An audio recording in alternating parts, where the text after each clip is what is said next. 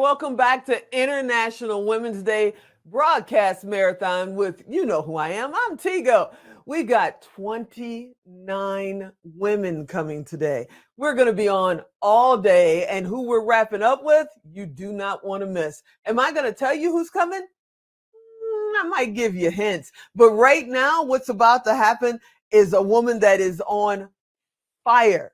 She picks career, does it. Family does it, and then decides, hey, I'm going to tackle real estate on top of that too. This is amazing. Dr. Hoa is here today. Hey, Doc, what's happening? Hi, Tika. How are you? I am amazing, and even better now that you're here. What's going on with you? Oh, I'm doing great. I'm traveling with my little girl on spring break. You wait a minute. See, now she gonna be out for me. You took out time from her spring break to hang out with us. Absolutely. I can. This is fantastic. This is fantastic. You tell her I said thank you, and she's soon to be an international woman. She's an international young woman right now. So I hope she's watching mom and hanging out. I want to ask you. You go to medical school, become an eye doctor, open practices. That's a lot of work, a lot of time, a lot of energy. Then you decide to expand past that. What made you decide to be an eye doctor in the first place?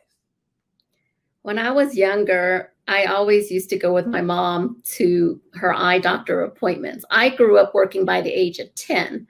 So I grew up in the restaurant business, and that's a hard industry. I mean, that's 16, 18-hour work days. And no one in my family was ever a doctor yet, first generation come to America.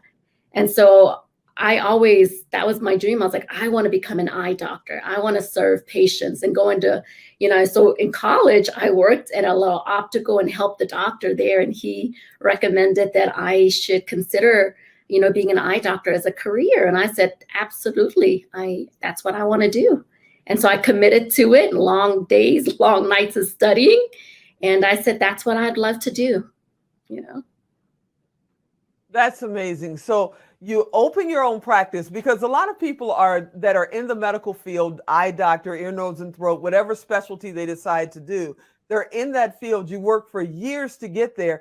Most never go out and start their own practice. They just stay working for the blah, blah, blah center with a lot of names on it. What made you decide to not only go into this field, but say, you know what, these four walls are going to be mine? What made you make that choice? My mom, she in Vietnam did not have the opportunity to go to school because she was a girl. And so my dad passed away when he was, when I was 13. So she was a single mom raising 3 kids. And I echo what she always told me. She didn't care what I pursued, but she said, follow your heart, follow your passion, and be your own boss. So that always stuck with me, And so that's what I always like, okay, she didn't care if I became a doctor or not. She just wanted me to be happy and passionate in whatever I'm doing. And she goes, be your own boss, because that's what she did. No formal education, coming here, she didn't know how to speak, drive, anything. And she opened 6 businesses. Whoa. Wait, right? hold on. Right. Now that's an international woman. Yes. Really? Yes. Doesn't know how to read. That's amazing.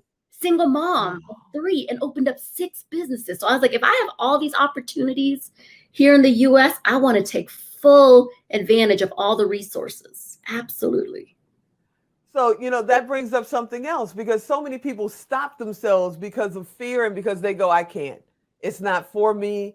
And, that's somebody else's dream. That's somebody else's life. They're not talking to me. And then they hear she can't read or write. She couldn't speak English, I'm assuming.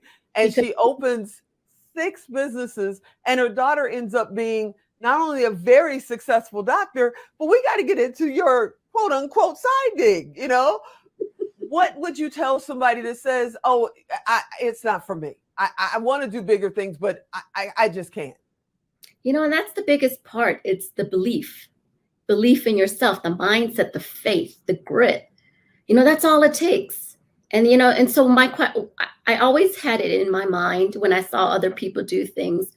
And I would always say, well, if they can do it, why not me? Why not? right? And so I truly believe that. And it's so important that, because that's 80%, we always talk about 80/20, 80% mindset. And it is Mhm. so true. It's writing it down, affirmations, visualizing it, and it comes to reality. You make it become into reality. Baby steps. And I always just say, I don't know how, but I know my why, and baby steps, one foot after another, and I gradually and slowly will get there. Amazing. Amazing. Now, you're an international woman.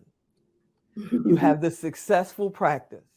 We hinted at your side gig, but it's way more than a side gig. I mean, you got into real estate investing, and if I'm reading your bio right, you're have ownership in over $300 million worth of real estate assets.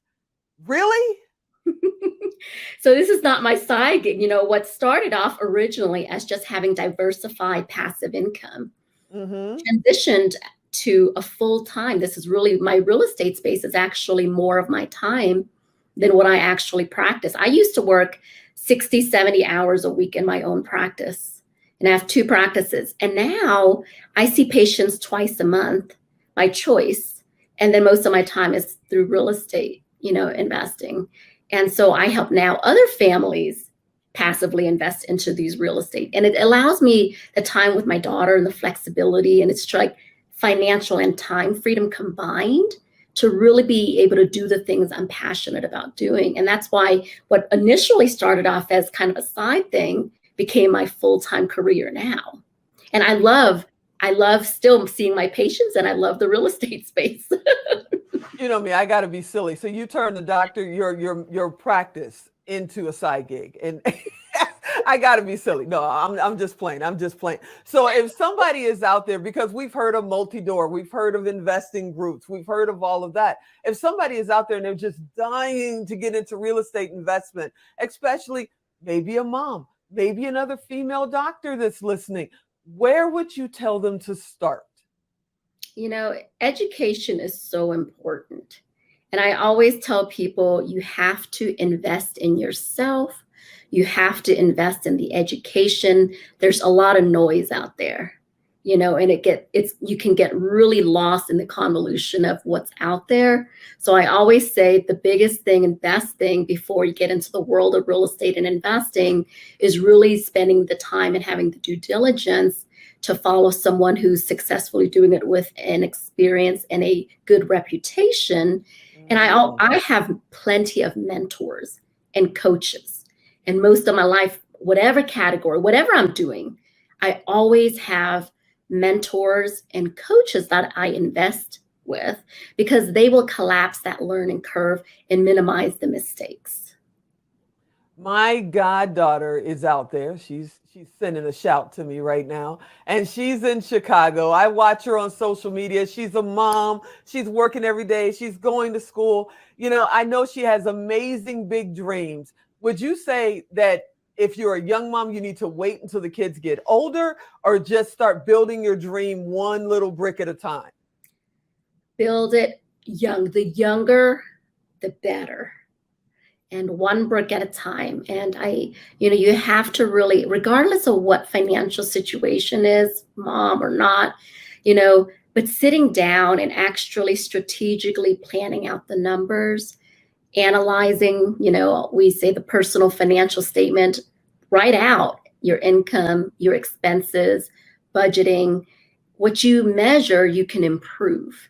And so if you really invest and take a small portion, and how to create more sources of income, how can you increase just a little bit, and how can you save a little bit from the expenses, and that little extra cushion you start putting aside for investing. And that's something I learned at a very young age.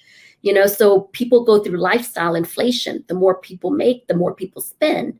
So if you can, wherever you are, that little block, wherever you are, it doesn't matter. But if you can strategically and be committed to that and have discipline in that, it doesn't matter where you are. You can make it financially.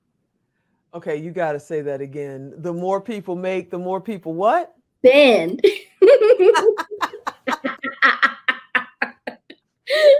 Oh my goodness. Now, Is it possible in 2022, we're coming out of this whole COVID thing, quote unquote. We hope that we don't turn on the news and everybody says, oh no, put the mask back on.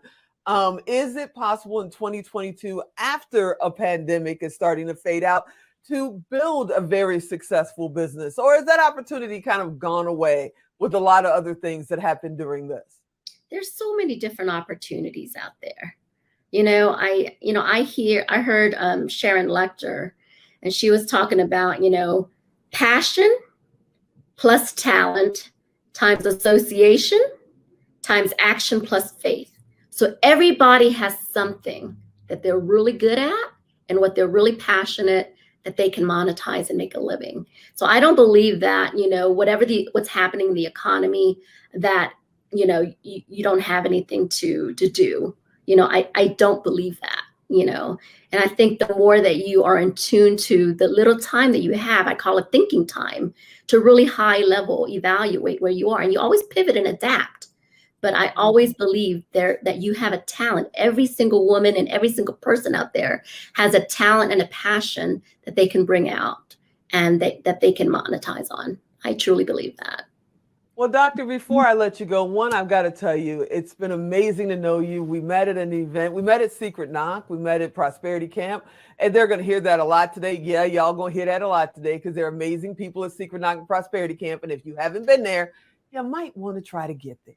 But I want to talk to you and thank you so much for being a part of this and being a part of our family.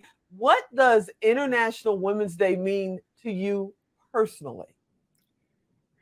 First of all, thank you, Tigo, for having me on. But International Women's Day, what we're doing right now, the platform that you are giving and having women come together to celebrate internationally and uplift and encourage one another and inspire each other, to me personally, that's what International Women's Day is.